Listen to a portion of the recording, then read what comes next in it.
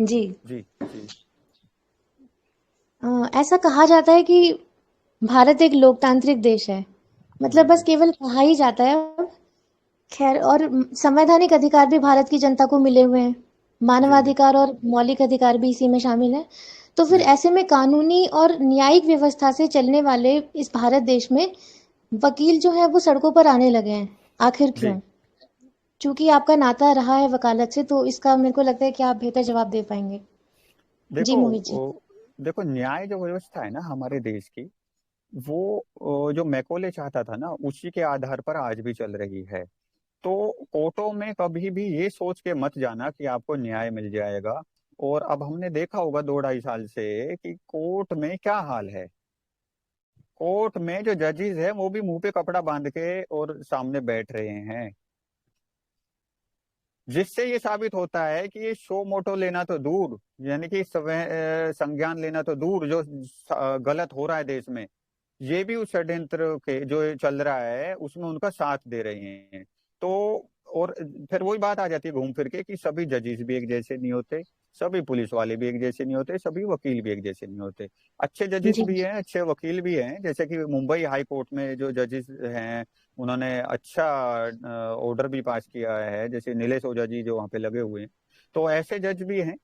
तो कहने का मतलब ये है कि जो न्याय व्यवस्था है हमारी भारत की, उस पर आंख बंद कर कर ये ना डिपेंड रहे कि जब कोर्ट से ऑर्डर आ जाएगा इन चीजों को लेके जो गलत चल रहा है तो हम सेफ हो जाएंगे पूरी तरीके से। नहीं, उसी पर पूरा ध्यान केंद्रित करके और अपने घर नहीं बैठे रहना है, जमीनी स्तर पे तो उतरना ही पड़ेगा।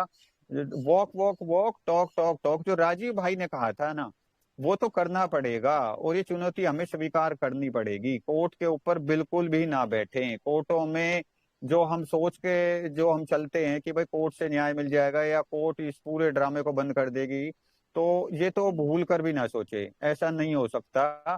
क्योंकि कोर्ट में जो वकील है ना, उनको ही खुद न्याय नहीं मिलता।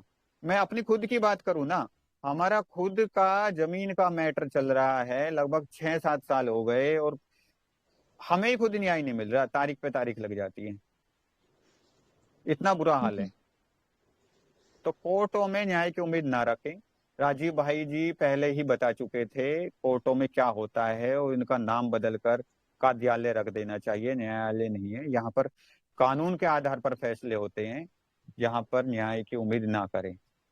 और इसमें आगे यही जोड़ना चाहूंगा कि जमीनी स्तर पर ही उतरना सबसे जो अच्छा कार्य रहेगा। जो टीम बना के जो कार्य करना होगा, लोगों को जोड़कर, पीड़ितों को जोड़कर, जागरूक लोगों को जोड़कर, उससे हम्म। ही सरकार के चूल्हे हिलेंगे और उससे दिखेगा इनको कि हाँ लोग जागरूक होने लगे हैं। तो ये ड्रामे जब भी धीरे धीरे खत्म होंगे, वरना इनके तो हौसले बुलंद होते जा रहे हैं जैसे हम देख रहे हैं धीरे धीरे। स्टार्टिंग में तो मेरे घर वाले भी मुझ पर यकीन नहीं करते थे और ये बूटी लेने के लिए तैयार हो गए थे, शुरुआत की बात बताऊं तो। बड़ी हम्म। चुनौती थी उस टाइम पे भी, रिलेटिव्स को समझाना, घर वालों को समझाना, लेकिन धीरे धीरे इनकी समझ में आया है। काफी वकील है जिनको बचाया है ये अमृत बूटी लेने से, तो वो भी जुड़े हैं। कानून व्यवस्था के लिए यही कहना चाहूंगा अंतिम में कि कानून व्यवस्था ये वो नहीं है जो हमारी भारत की होनी चाहिए थी, ये मैकोले वाली चल रही है। और जी। इस पर आंख बंद कर कर ना चले। जमीनी फिलहाल जो चल रहा है इसको लेकर तो जमीनी स्तर पर उतरना ही पड़ेगा। जो कानून से कर रहे हैं नीलेश ओझा जी जैसे सीनियर एडवोकेट, वो चलता रहेगा, वो अपनी जगह सही कर रहे हैं। जी। अभी जैसा कि मुझे आपने कहा, तो आपकी ही बातों से एक प्रश्न मेरे दिमाग में आया। जी जी क्या आपको लगता है कि अब कागज और कलम का समय जा चुका है? क्योंकि बहुत सारी आरटीआईज दाखिल की गई, कुछ के जवाब भी आए, कुछ रद्द जी भी जी। कर दी गई। तो कहीं हम्म। पे गोलमोल सा जवाब देके बचने की भी कोशिश की गई। आप तो बेहतर ही जानते होंगे इस विषय में। इसके देखो। अलावा अलग अलग जी कोर्ट्स जी में, चाहे हाई कोर्ट हो या सुप्रीम कोर्ट हो या फिर कोई भी निचली अदालत हो, लगभग जी सभी में जो ये षड्यंत्र चल रहा है, या फिर कहें कि जी। टीके को लेकर या जो जबरदस्ती की जा रही थी इसको लेकर, बहुत हम्म सारे केसेस हुए। कुछ केसेस जीते भी, तो कुछ केसेस में शायद मेरे को लगता है कि हार भी मिली होगी। जगह जी जगह चल रहे धरना प्रदर्शन, आंदोलन और जन जागृति अभियान जैसे कार्यक्रम भी हुए। और इन हम्म। सब के बावजूद अब क्या मिलने जा रहा है पब्लिक को? पब्लिक हेल्थ बिल, जो कि 2017 में ड्राफ्ट कर लिया गया था। जी तो जी। अब क्या कागज कागज खेलना, केस कर लेना, केस लड़ना, आरटीआई से जवाब ले लेना, क्या अब इन सब का समय चला गया है?